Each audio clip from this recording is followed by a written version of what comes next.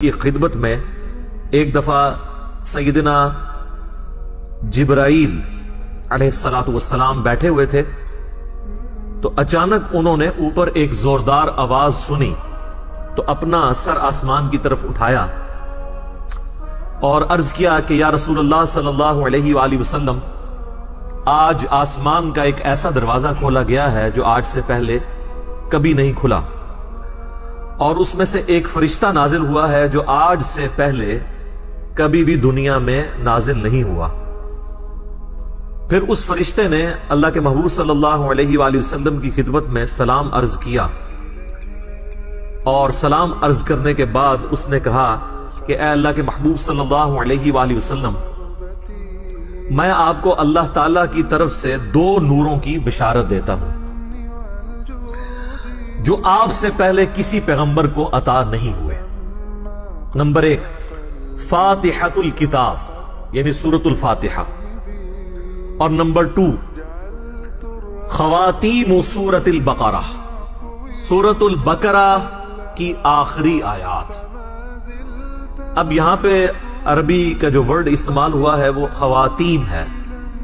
اور عربی میں جمع کم از کم 3 سے شروع ہوتی ہے۔ عربی میں واحد ہے، اس کے بعد تثنیہ ہے اور پھر جمع، جیسا کہ مشرق یہ سنگولر کا صیغہ ہے، اور مشرقین 2 مشرقیں، اور مشارق 3 یا 3 سے زیادہ مشرقیں۔ تو یہ خواتین کا لفظ استعمال ہوا ہے، یعنی ایٹ لیسٹ 3 آیات۔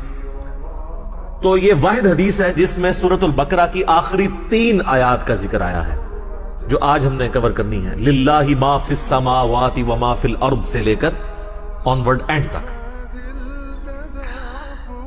ایک اور حدیث ہے، صحیح بخاری اور صحیح مسلم دونوں میں حدیث موجود ہے، اور یہ اسپیسیفکلی ہمارے صبح و شام کے اذکار میں بھی شامل ہے، جو بلو کارڈ کے اوپر ہم نے ریفرنس دیا ہوا ہے کہ اللہ کے محبوب صلی اللہ علیہ وآلہ وسلم نے فرمایا کہ جو شخص بھی رات کے وقت سورۃ البقرہ کی آخری 2 آیات پڑھ لے گا تو اسے ہر چیز سے کفایت کر جائیں گی،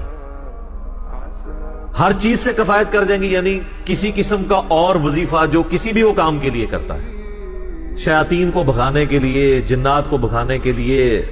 مصیبت اور پریشانی کو دور کرنے کے لیے، تکلیف کے ازالے کے لیے، ہر چیز سے یہ کفایت کرے گا یہ ایک وظیفہ سورۃ البقرہ کی آخری 2 آیات۔ اور جو میں نے اس سے پہلے حدیث بیان کی تھی صحیح مسلم کی، جس میں ایک فرشتے نے آ کے آپ صلی اللہ علیہ وآلہ وسلم کو 2 نوروں کی بشارت دی، سورۃ الفاتحہ اور سورۃ البقرہ کی آخری 3 آیات۔ اس میں آگے الفاظ یہ بھی ہیں کہ جو شخص بھی سورۃ الفاتحہ یا سورۃ البقرہ کی آخری 3 آیات پڑھے گا تو اللہ تعالیٰ سے جو کچھ مانگ رہا ہے وہ اس کو اللہ تعالیٰ عطا فرما دے گا۔ تو وہ تو بڑی بہترین دعائیں ہیں، چاہے سورۃ الفاتحہ ہو یا سورۃ البقرہ کی آخری 3 آیات، وہ دعائیں بھی ہیں، تجدید ایمان بھی ہے،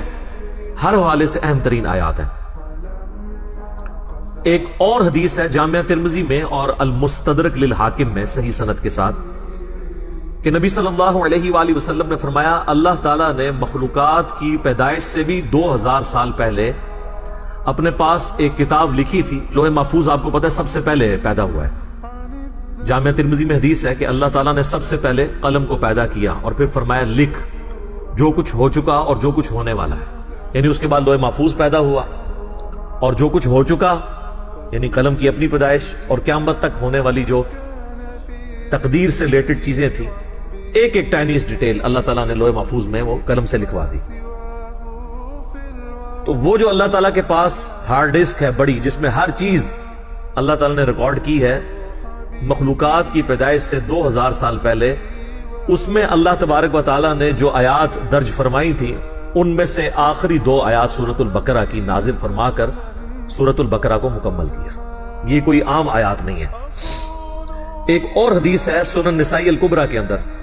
فضائل قرآن والا جو چیپٹر ہے، امام نسائی کی 2 کتابیں ہیں، بیسیکلی تو ان کی کتاب ایک ہی ہے، سنن نسائی الکبریٰ، جس کی تلخیص کر کے سنن نسائی الصغریٰ لکھی گئی، جو ہم سنن نسائی جسے کہتے ہیں۔ ان کے شاگرد تھے امام ابن السنی، انہوں نے اس کو کم کیا تھا۔ وہ جو اوریجنل کتاب ہے اس میں آلموسٹ 12,000 احادیث ہیں،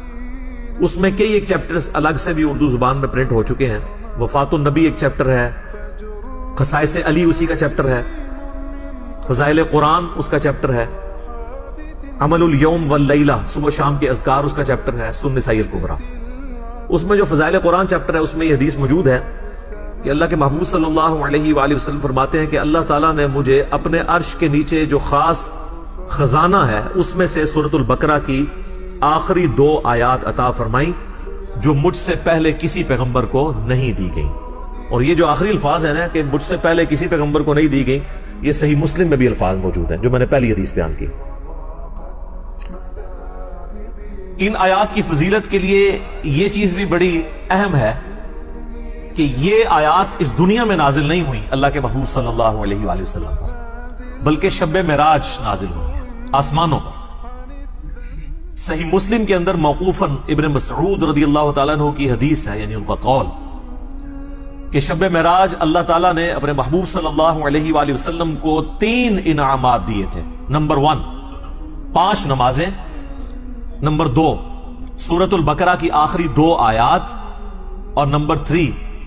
جو کوئی بھی آپ صلی اللہ علیہ وآلہ وسلم کا امتی شرک نہیں کرتا ہوگا، at the end of the day اللہ تعالیٰ اس کو معاف فرما دے گا، چاہے وہ اپنا عذاب بھگت کے، لیکن الٹیمیٹلی جو بخاری مسلم میں حدیث ہے کہ آخری دفعہ اللہ تعالیٰ مجھے اس چیز کی بھی اجازت دے گا کہ میں دوزخ میں سے اس شخص کو بھی نکال دوں جس کے دل میں رائی کے دانے کے برابر بھی ایمان ہے، یعنی جس نے، ایک اور حدیث میں بخاری مسلم کے الفاظ ہیں، جس کے پلے سوائے اس کے کوئی نیکی نہیں ہوگی کہ صرف اس نے ایک دفعہ کلمہ پڑھا ہوگا۔ لیکن یہ بالکل اینڈ پہ ہے، یعنی یہ نہیں ہے کہ یہ کلمہ پڑھنے سے ہی جنت مل جانی ہے۔ واللہ عالم، وہ 1000 سال لگے، لاکھ سال لگے، کروڑ سال لگے، وہ اللہ کو پتہ ہے۔ اللہم اجرنا من النار، آمین۔ یہاں تو لوگ بڑی آسانی کے ساتھ کہہ دیتے ہیں نا جی خیر ہے دیکھی جائے گی، کوئی مسئلہ نہیں ہے، اور انہی سے کہا جائے نا کہ آپ 10 سیکنڈ کے لیے موم بتی کے فلیم کے اوپر اپنا ہاتھ رکھیں تو نہیں رکھ سکتے، اور جہنم کے بارے میں کہتے ہیں دیکھی جائے گی، ایک پھیرا ہی لگے گا۔ تو بس یہ دیوانگی کی سوچ ہے، اس کا حقیقت کے ساتھ کوئی تعلق نہیں ہے۔ تو یہ میرے بھائیوں میں نے چند احادیث بیان کر دی سورۃ البقرہ کی آخری 3 آیات کی، اور اس میں سے بھی اسپیسیفکلی آخری 2 آیات آمن الرسول بما انزل الیہ من ربہ والمؤمنون سے آنورڈ۔ ان آیات کو پڑھنے کی روٹین بنائیں، اور چونکہ بخاری مسلم میں الفاظ ہیں کہ جو رات کے وقت میں پڑھ لے گا اسے ہر چیز سے کفایت کریں گی، تو رات کی ڈیفینیشن شریعت کے اندر مغرب کے بعد رات شروع ہو جاتی ہے، غروب آفتاب کے ساتھ ہی۔ اسی لیے سورۃ البقرہ میں آیا نا کہ روزے کو رات ہونے تک مکمل کرو، تو رات شریعت میں غروب آفتاب کے بعد سٹارٹ ہو جاتی ہے،